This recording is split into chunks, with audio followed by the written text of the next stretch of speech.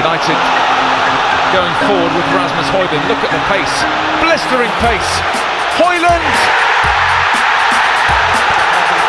Special moment, special goal.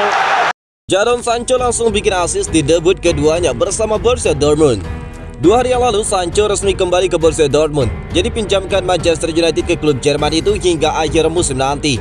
Sancho tidak perlu waktu lama untuk menjalani debut keduanya bersama Dortmund. Edin Terzic membawanya langsung di pertandingan melawan Darmstadt. Di laga comebacknya tersebut, Sancho tidak langsung menjadi starter. Dia ditaruh Terzic di bangku cadangan Dortmund. Dia baru masuk di menit ke-55 pertandingan tersebut. Dia masuk bersama dengan Marco Reus, di mana keduanya menggantikan Julian Brandt dan juga Jamie Beynon. Sancho tidak butuh waktu lama untuk menunjukkan kemampuannya. Di menit ke-77, Sancho berhasil membuat assist. Lolos dari jebakan offside, sang winger berhasil masuk ke kotak penalti Darmstadt. Dia kemudian langsung memberikan umpan tarik kepada Marco Reus yang tidak terkawal, dan Reus tanpa kesulitan menceploskan bola ke gawang menjadi gol. Malam debut kedua Sancho terasa semakin spesial karena Borussia Dortmund menang dengan skor 3-0 di pertandingan tersebut. Tambahan 3 poin ini membuat Dortmund menyudahi tren tanpa kemenangan mereka, dan mereka kini naik ke peringkat kelima klasemen sementara Bundesliga. Jelas penampilan debut Sancho ini sedikit banyak membuat fans Manchester United cukup geram, sebab banyak yang menilai bahwa Sancho sebelumnya tidak bermain seperti saat ini ketika dia masih membela Manchester United. Berpotensi hujan gol, Manchester United diminta untuk tampil disiplin melawan Tottenham Hotspur. Gelandang Manchester United, Scott McTominay, menyampaikan prediksinya terkait pertandingan melawan Tottenham Hotspur. Dia menyebut pertandingan ini berpotensi menjadi pertandingan yang penuh dengan gol bagi kedua tim. Malam ini Manchester United akan menghadapi sebuah laga big match. Mereka akan mencambut Tottenham Hotspur di Old Trafford pada pertandingan pekan ke-21 IPL musim ini. Laga ini bakal jadi laga yang krusial bagi United. Setan Merah butuh tambahan 3 poin agar bisa memangkas jarak keempat besar di IPL saat ini. McTominay mengakui laga melawan Tottenham Hotspur ini akan menjadi laga yang sulit bagi timnya. Mereka, Tottenham Hotspur, adalah tim yang bagus, bukan McTominay. Menurut McTominay, Tottenham Hotspur di bawah asuhan Ange Postecoglou punya gaya bermain yang sangat berbeda jika dibandingkan dengan Tottenham yang sebelumnya. Dia menyebut bahwa gaya bermain Tottenham Hotspur itu sangat berbahaya bagi tim-tim manapun yang menghadapi mereka. Mereka adalah tim yang sangat terorganisir, di mana mereka punya gaya bermain yang berbeda dengan tim-tim Premier League lainnya. Mereka bermain di garis pertahanan yang sangat tinggi, sehingga pertandingan ini bakal menjadi laga yang menarik. Sambung dari McTominay. McTominay juga menyebut bahwa kedua tim sama-sama punya karakteristik tampil menyerang. Jadi dia menilai United benar-benar harus bermain dengan disiplin agar gawang mereka tidak banyak kebobolan.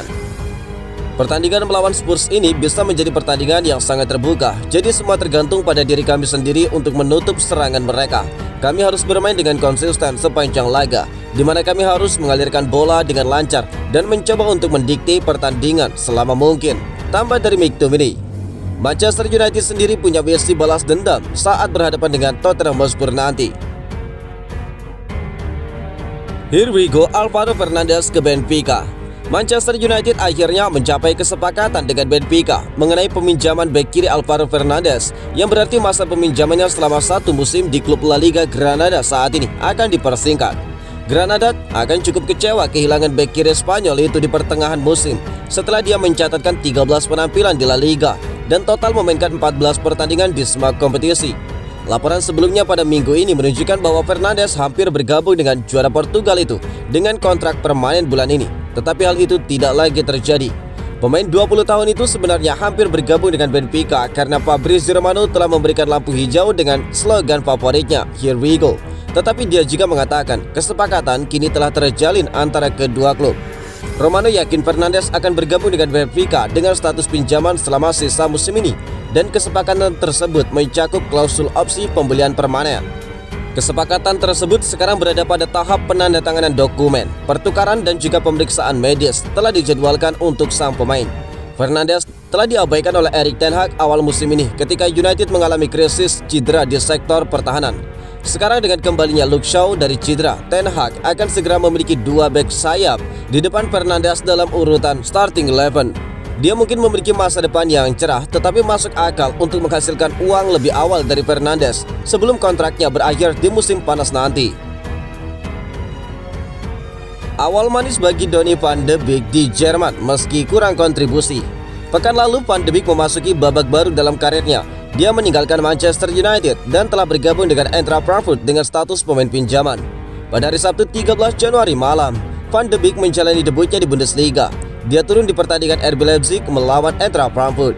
Pada laga debutnya ini, pelatih Eintracht Frankfurt menaruh kepercayaan yang besar pada Van de Beek. Dia memainkan sang gelandang sebagai starter.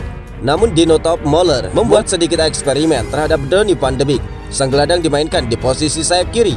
Van de Beek bermain selama 63 menit di laga itu sebelum dia digantikan Aurelio di babak kedua.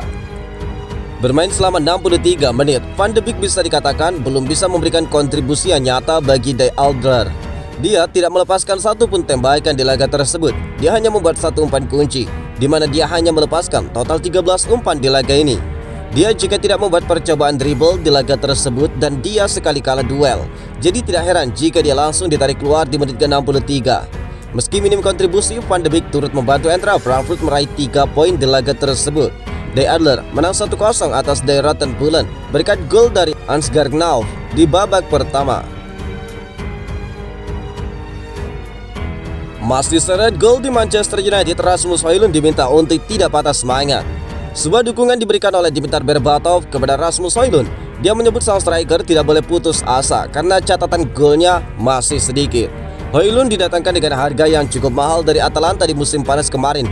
Tak ayal, ada ekspektasi yang besar bahwa sang striker bisa menjelma menjadi mesin gol yang mematikan bagi United. Namun kenyataannya tidak demikian. Højlund baru mengemas 6 gol bagi Setan Merah sejauh ini, di mana dia baru membuat 1 gol di Premier League. Berbatov menyebut bahwa situasi ini jadi situasi yang sulit bagi sang junior. Saya tahu apa yang dia pikirkan dan saya tahu betul apa yang sedang dia lalui saat ini, ungkap Berbatov. Dengan jumlah golnya yang masih sedikit, Berbatov tahu bahwa Højlund mulai meragukan kemampuannya sebagai striker.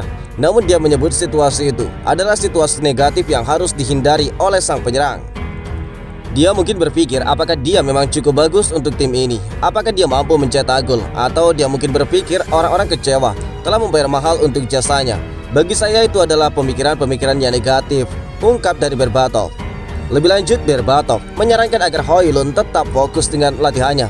Dia harus terus menempa diri agar bisa memaksimalkan peluang yang dia dapatkan. Situasi seperti itu bisa datang kapan saja, namun dia tidak boleh larut dalam pemikiran seperti itu. Dia harus tetap kuat, dia harus terus berkonsentrasi penuh di sesi latihan, dan dia harus lebih berkonsentrasi lagi di pertandingan agar dia siap ketika dia mendapatkan peluang, tambah dari Berbatov.